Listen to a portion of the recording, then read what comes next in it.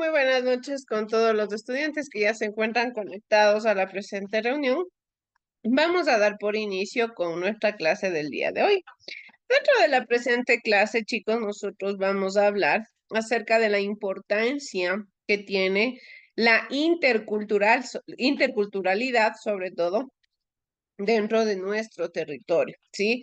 Dentro de nuestra sociedad y dentro de lo que nosotros somos como seres humanos, como parte de un entorno, como parte de un contexto. Ustedes saben que especialmente en lo que es América Latina, nosotros tenemos un sinnúmero de etnias, tenemos un sinnúmero de culturas y de prácticamente tradiciones que conforman lo que somos como sociedad, sí, que conforman la riqueza que nos caracteriza como latinos. Pero para tener esta interculturalidad, esta variedad de etnias, directamente hablamos de que en algún momento debió haber existido una mezcla cultural. En algún momento debió haber existido como tal un entorno de encuentro de varias culturas, de varias tradiciones que dieron como resultado lo que nosotros somos hoy en día. Sí, ustedes recordarán que en las clases pasadas nosotros habíamos estado hablando sobre la colonización, cómo se desarrolló esta temática, cuál fue su impacto dentro del territorio americano, qué tipo de especies trajeron, cómo fue la transformación de los nativos indígenas, cómo fue esta nueva adaptación a una realidad diferente, a un contexto diferente, con características diferentes, lógicamente tradicionales, arraigadas a la cultura y sociedad española, alejado de lo que ellos eran como sociedad, alejado de lo que ellos eran como civilización. Esto sucedió con los indígenas. ¿Qué sucede cuando llegan los españoles? Lógicamente marcan el inicio de una nueva era, de una nueva sociedad que prácticamente da como resultado el famoso mestizaje, que es la unión entre los españoles o los colonizadores con los indígenas. Lógicamente de aquí nacen muchos otros tipos de sociedades dentro de lo que cabe en lo que es la colonización, sí, que nacen los montubios, que nacen los criollos, sí, todos estos tipos de subdivisiones que nacen como tal a partir de una mezcla cultural. Lógicamente, esta mezcla no es que se buscó de una manera voluntaria, ¿sí? Los españoles llegan de una forma violenta, de una forma impositiva, y esto provoca que directamente se marque como tal un indicio diferente a lo que conocemos como realidad, a lo que entendemos como el contexto y como lógicamente la diferenciación del entorno real de la sociedad y de la civilización. En este sentido, lo que nosotros vamos a estudiar en la presente clase es acerca de la introducción de los esclavos desde África a América Latina. Nosotros sabemos que en la actualidad tenemos también como parte de nuestra etnia a lo que son los afroecuatorianos. Pero lógicamente debemos entender cómo nace esto, cómo es que esta sociedad y civilización que son originarios de África llegan al territorio, ¿sí? Vamos a entender principalmente iniciando por un estudio de lo que sucede con la historia del comienzo de la esclavitud afro. Realmente desde sus inicios entendemos que los afro lógicamente no llegan al territorio de una forma voluntaria, ¿sí? Nuevamente, dentro de la historia podemos entender y podemos encontrar cómo los hechos de discriminación, de abuso y de explotación se ven reflejados en la sociedad, se ven reflejados en el desarrollo de la civilización, en el avance de lo que somos como sociedad. Prácticamente, en este sentido, los afros tienen un inicio sumamente doloroso, sumamente discriminatorio, humillante por la historia y el trasfondo que tiene como tal esta sociedad, ¿sí? ¿Cuál es el inicio de esta historia? ¿Cómo parte todo esto? Principalmente parte en el año de 1452, cuando Portugal, España y otros países conquistan las tierras africanas en poder de los sarracenos. ¿Qué sucede? Portugal y España principalmente deciden apoderarse del territorio africano. ¿Por qué lo hacen? ¿Con qué finalidad lo hacen? Lógicamente estamos hablando de una época en la cual la conquista de los territorios era el pan de todos los días, ¿sí? El abarcamiento del territorio era algo tradicional, algo común, algo natural para todos ellos.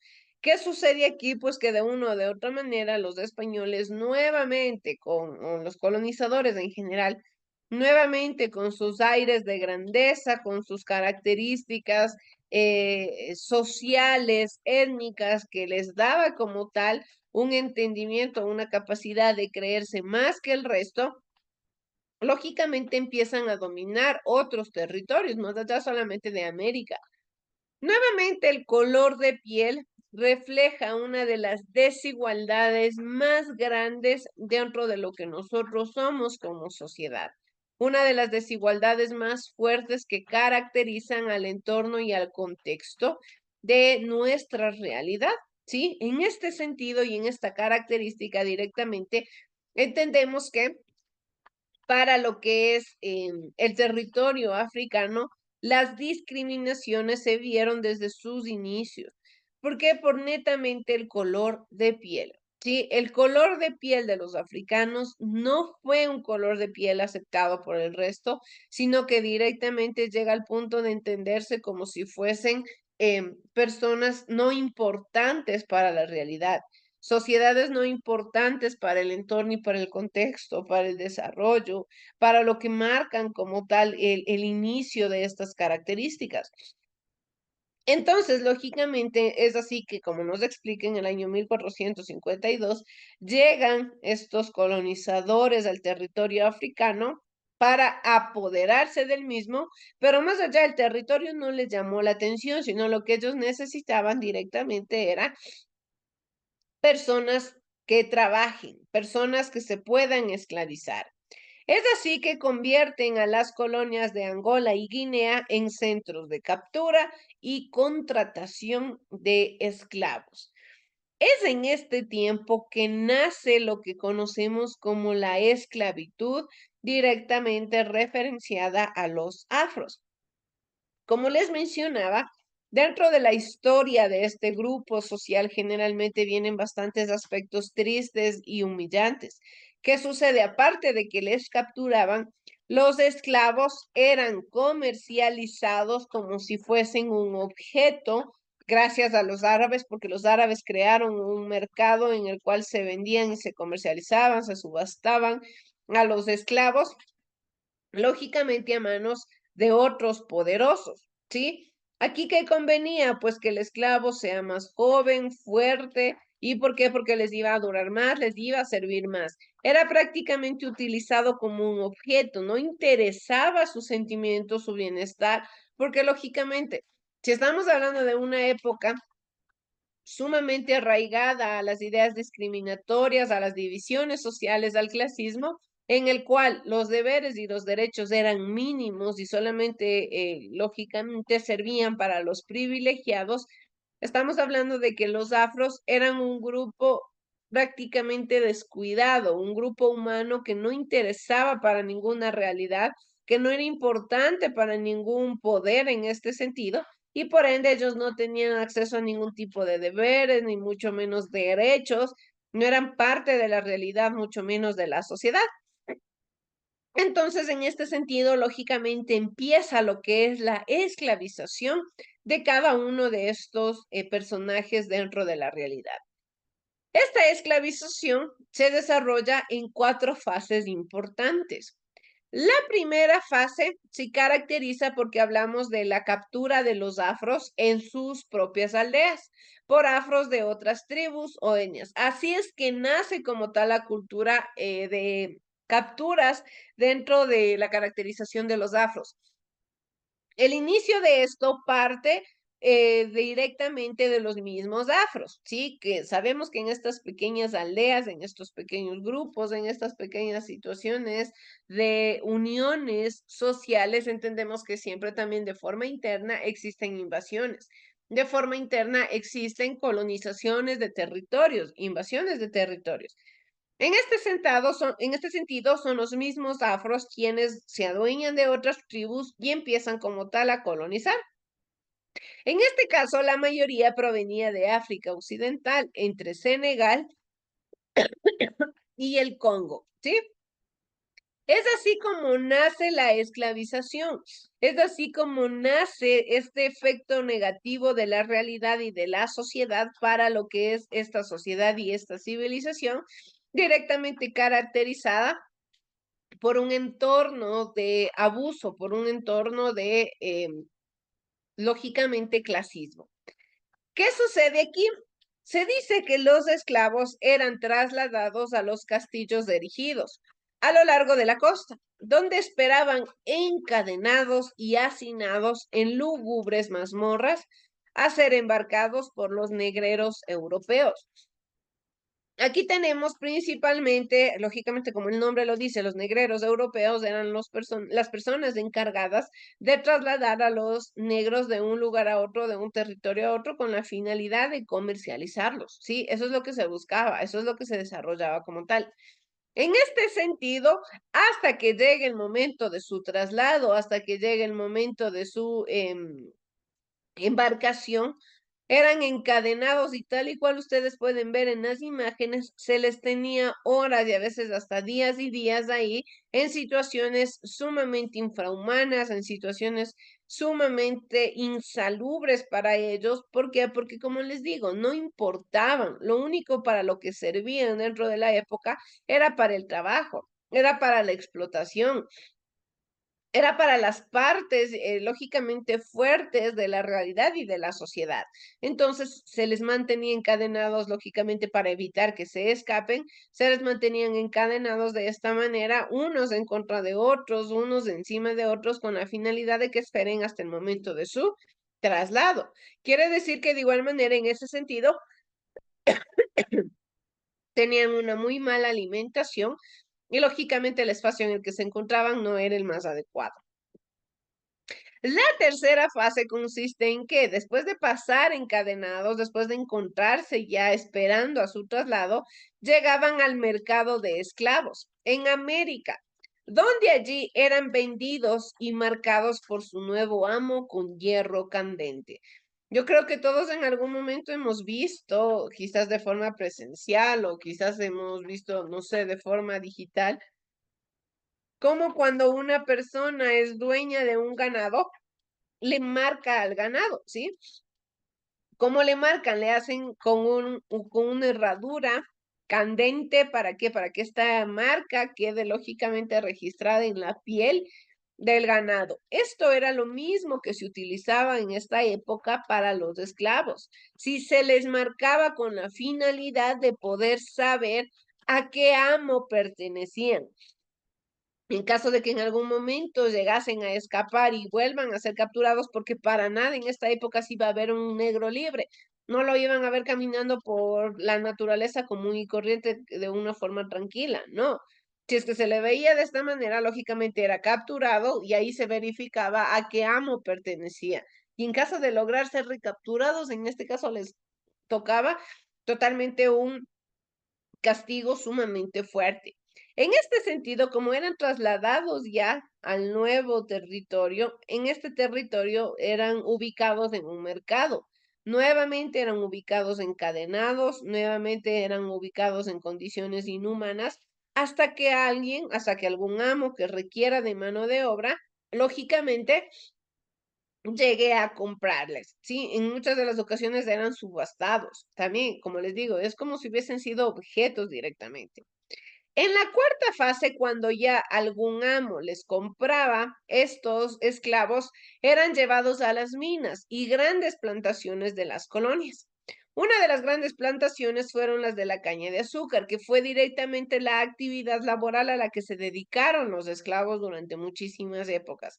Si nosotros hablábamos las clases pasadas de que muchos indígenas trabajaron con horarios explotadores, trabajaron con situaciones sumamente indelicadas para poder desenvolverse como seres humanos comunes y tradicionales, lógicamente todavía tenían un tipo, podemos llamarle de privilegio, un tipo de ventaja ante estos esclavos, que era que prácticamente tenían algún tipo de libertad mínima, es decir, podían quizás salirse un poco del yugo, podían tener una vida alterna, cosa que no sucedía con los esclavos. Los esclavos, el 100% de su tiempo, el 100% de su vida era dedicado a eso, a la esclavitud, dedicado a trabajo. Ellos no tenían otra oportunidad, ellos no tenían otras características.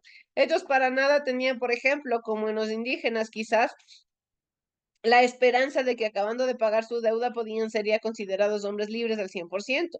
En este caso, los negros no. Ellos para toda su vida, debido al color de piel con el que habían nacido, eran destinados al trabajo forzoso, al trabajo doméstico, a depender de un amo y a depender de otra persona. Ellos no tenían como tal otra importancia, ellos no tenían otro rol importante dentro de la sociedad.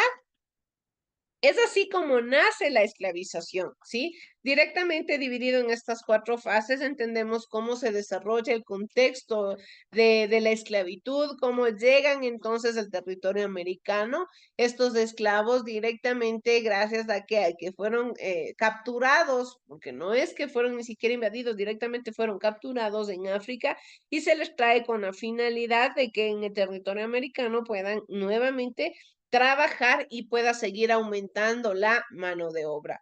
Todo esto en beneficio de la pirámide social de los que se encuentran en la cúspide, en beneficio de las personas que ya eran ricas y que su avaricia les quería o les necesitaba hacer buscar más riqueza. Entonces, para más riqueza, lógicamente necesitaban más mano de obra y esta mano de obra era directamente utilizada, directamente beneficiada por los esclavos.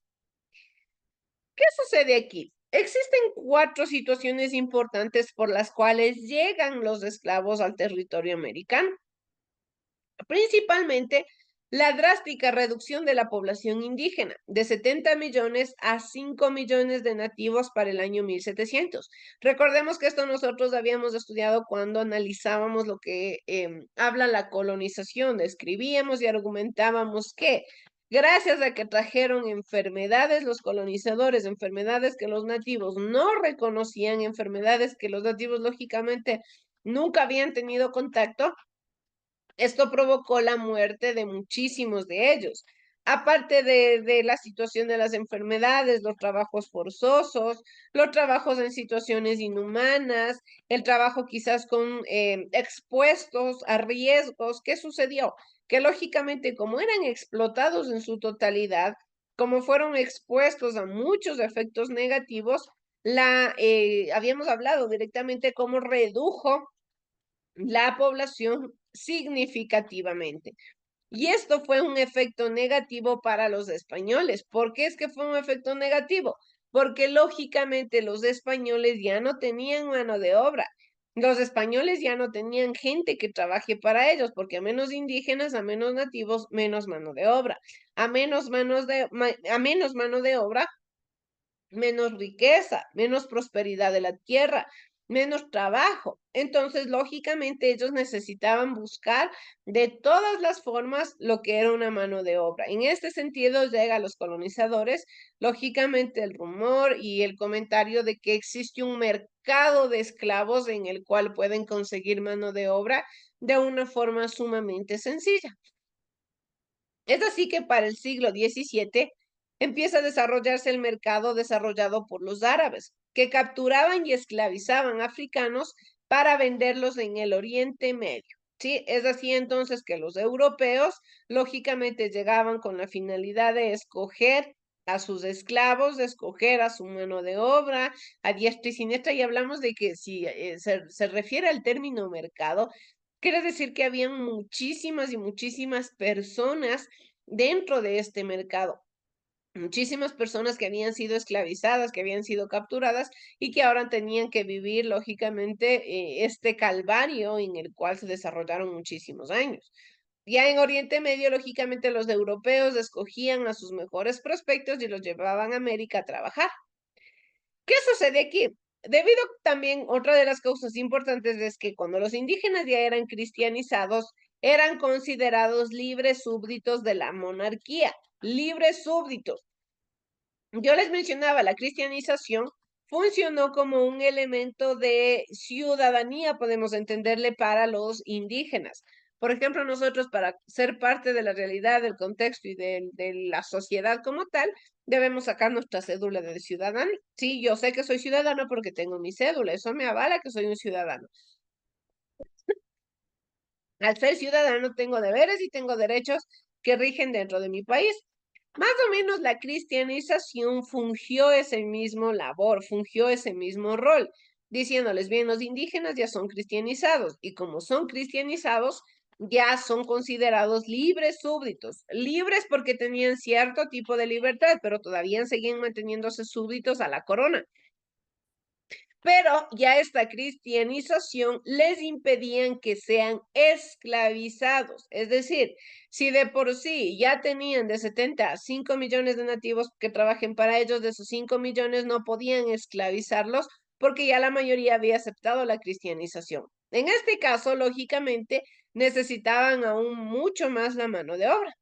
Pese a ello, recordemos que muchos indígenas ya habían sido sometidos a formas similares de organización de la mano de obra, que es lo que habíamos estudiado, por ejemplo, en la clase pasada, donde hablamos de la encomienda, de la mita, del latifundio, de los obrajes, que prácticamente nos habla de estos trabajos forzosos, que nos habla de esta explotación a la cual eran encaminados los indígenas, pese a que existía como tal un tipo de normativa, podemos entenderle, porque no era como tal una norma ni una ley, pero un tipo de normativa que regía que no podían ser esclavizados y que no podía dárseles un maltrato tampoco.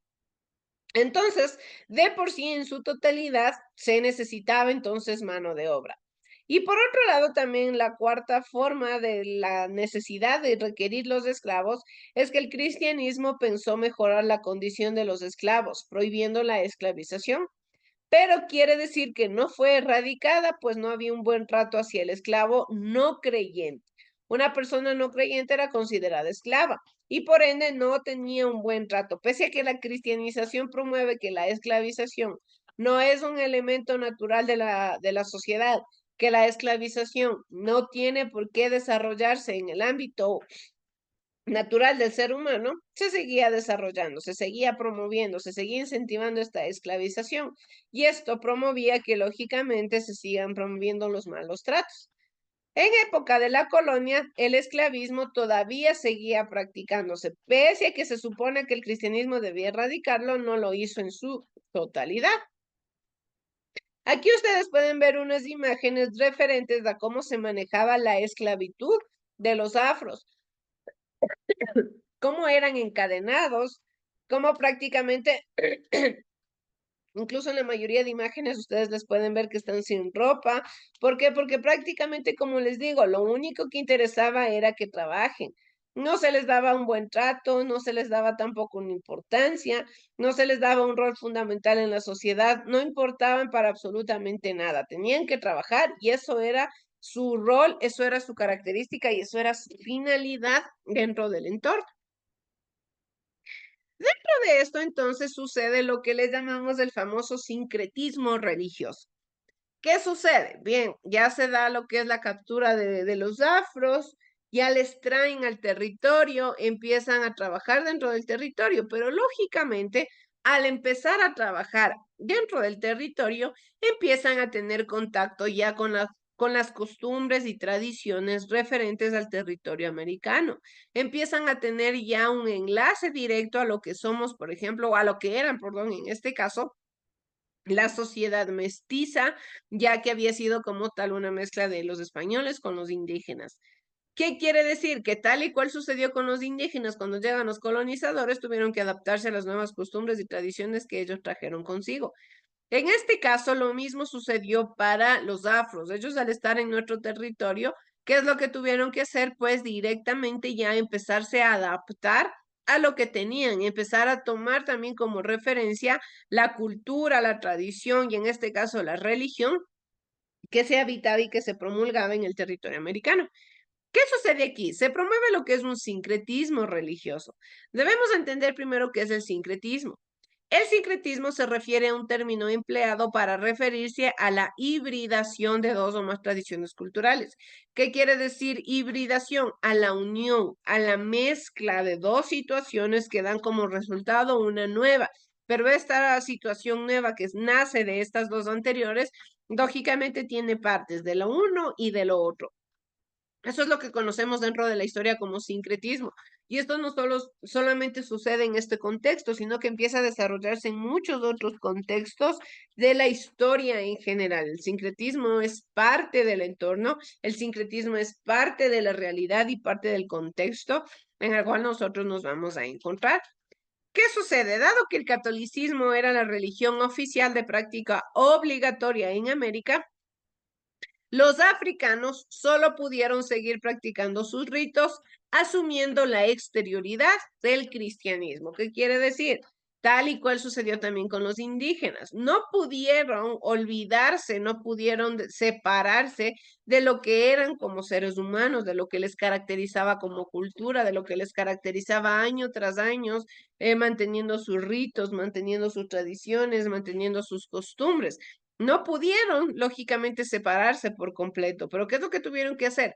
Aceptar el cristianismo, que prácticamente era la religión obligatoria en el territorio, pero con ciertos toques o con ciertos pensamientos o con ciertas características de lo que ellos promulgaban en su territorio. Es así que aparece la famosa santería. ¿A qué se refiere esta santería? Esta es una religión cuyos orígenes son africanos. Cuando se manejaba el tráfico de esclavos, se arraigaron estos africanos en Cuba, Haití, Panamá y muchos países más. Y de este modo ellos trajeron consigo su religión y sus creencias animistas. ¿Qué quiere decir? Lo que ellos eran en su territorio, lógicamente lo que les caracterizaba, sus costumbres, como les digo, sus tradiciones, sus conscientes, era lo que prácticamente les promovía dentro de un territorio.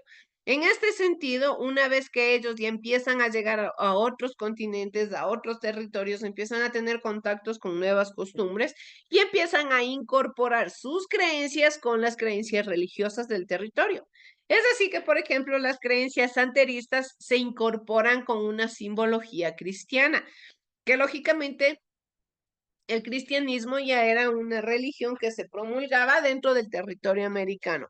Por ejemplo, en las Guyanas y el norte de Brasil se desarrolla el candomblé, en Haití el vudú, en Brasil, Paraguay, Argentina y Uruguay la famosa macumba, ¿sí? ¿A qué se refieren? Más o menos podemos entenderles que son como tal situaciones, religiones o quizás acciones que son alternas, que son lógicamente partiendo desde una religión cristiana, porque como todas estas tienen la finalidad, se supone, de en muchas de las ocasiones de hacerle limpias a las personas, que las malas energías, los malos espíritus se alejen, todos cumplen, todas este tipo de religiones cumplen un objetivo en común, que Dios es el bueno y que lógicamente los demonios y las malas energías o las malas situaciones son lo negativo dentro del territorio, dentro de sus creencias. En este sentido, lógicamente, ¿qué es lo que hacen?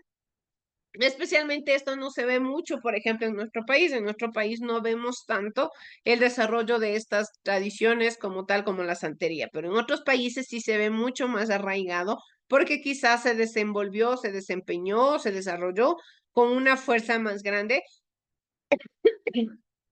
que lo que quizás pudo haberse dado dentro de nuestro territorio. ¿Sí? Entonces, este sincretismo nace de qué? De la unión de lo que ellos eran como cultura, tradición en su territorio y la unión que fueron teniendo en cada país, en cada sector con el que se encontraron. ¿Qué sucede? Lógicamente, aparte de la religión, también logran añadir otros toques relevantes dentro de los territorios con los que se encontraban. En Latinoamérica, la mezcla con melodías indígenas y españolas dio origen a muchos géneros, entre ellos la salsa, el merengue, la cumbia, considerados géneros latinos por excelencia. Pero estos géneros, lógicamente, parten de este sincretismo que marcaron los afros llegando a cada territorio. Por ejemplo, vamos a ir tratando cada género que se desempeñó y que se desarrolló en los territorios y en los países gracias a esta unión cultural. Por ejemplo, En Perú nace lo que es el pícaro festejo, el amestizado lando, el inga, los dulces pregones, los danguinere y el alegre panalivio. Por otro lado, tenemos que en Cuba nace lo que es el Guantánamo, el montuno, mambo, salsa y rumba. Por otro lado, en República Dominicana, el merengue y la bachata. En Brasil tenemos lo que es la samba. En Venezuela, el afrocaribeño y el calipso callao. En Panamá tenemos lo que es el tamborito, el congo bulerengue, buende y cumbia panameña. De igual manera nace lo que es el reggaetón, que el reggaetón es una adaptación del reggae jamaiquino. Y generalmente el reggae jamaiquino es promulgado por muchas personas afros. Entonces, esto es una nueva forma de promover estas tradiciones y estas culturas. De igual manera, los géneros en Colombia son la champeta criolla, el de mapalé, la cumbia, el bulerengue y la puya. Y en Caribe tenemos el calipso, la soca y el reggae. Estos fueron uno de los legados que dejaron como tal las mezclas culturales. ¿Qué sucede? Cuando los esclavos ya estaban en nuestro territorio, en el territorio americano, ya no tenían otra opción. Muchos de ellos lograron escapar. Otros ya lógicamente cuando se logra abolir la esclavitud, que veremos, esto es lo que sucede acá con el Día Internacional de la Abolición de la Esclavitud, que se declara en la Declaración Universal de los Derechos Humanos, que se aprueba en el año de 1948. Imagínense, habíamos hablado en el inicio de toda esta esclavitud en el año de 1452. Al año de 1948 pasaron muchísimos y muchísimos años de esclavización, de dominación, de lógicamente opresión, y esto promulga una nueva forma de entender la realidad. Conforme pasaron años y años de abuso, la Declaración Universal de los Derechos Humanos dice que nadie estará sometido a esclavitud ni a servidumbre. La esclavitud y la trata de esclavos quedan prohibidas en todas sus formas. Y es así que los esclavos logran su libertad, que los esclavos logran tener ya como tal una vida común y corriente, pero muchos de ellos ya no iban a devolverse a su territorio, muchos de ellos ya tenían una vida aquí, ya eran prácticamente productos de generación tras generación, porque pasaron años y años que ya habían habitado en varios espacios del territorio americano, que ya habían habitado y habían creado como tal un entorno y un contexto en varios espacios de contexto como tal americano. Y es así entonces que nace una nueva etnia propia del territorio americano gracias a la mezcla, gracias a la unión que hicieron tanto, por ejemplo, los afros con las personas del territorio americano. Lógicamente, como les digo, esto nace desde una perspectiva negativa, tiene un inicio triste, tiene un inicio lógicamente humillante para la sociedad y la civilización, pero prácticamente esto fue lo que dio paso a que ahora nosotros seamos tan diversos étnicamente hablando, también en costumbres y en tradiciones en el resto de países de América Latina, ¿sí? Para ir terminando ya con nuestra clase, quiero que por favor veamos el siguiente video.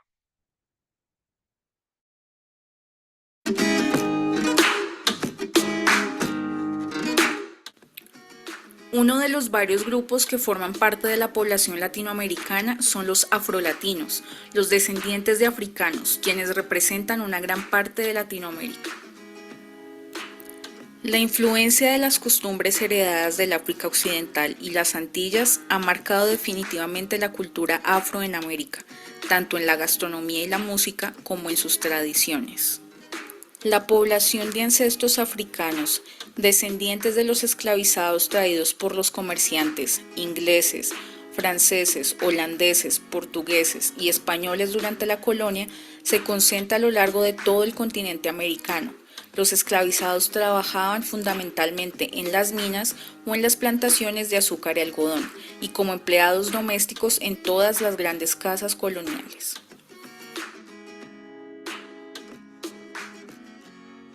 Comunidades afrodescendientes, en lugares que típicamente se conocen por la predominancia de culturas indígenas, como México, Bolivia, Ecuador y Perú, no tienen gran reconocimiento.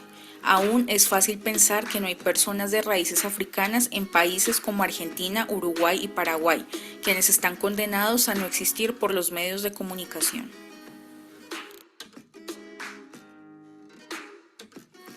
No fue una excepción que en el tráfico de esclavizados que llegaron a América no llegaran negros a estos países, ni tampoco hay una sola razón que explique que siempre fueron todos de tez blanca los que llegaron en aquellos barcos a instalarse a países con población mayoritariamente caucásica. El mes de la herencia africana es la mejor manera de reconocer la participación de las comunidades negras y afrodescendientes en la construcción de lo que hoy somos como América y la importancia de la diáspora africana que se destaca por su demografía, cultura y expresiones patrimoniales reconocidas internacionalmente.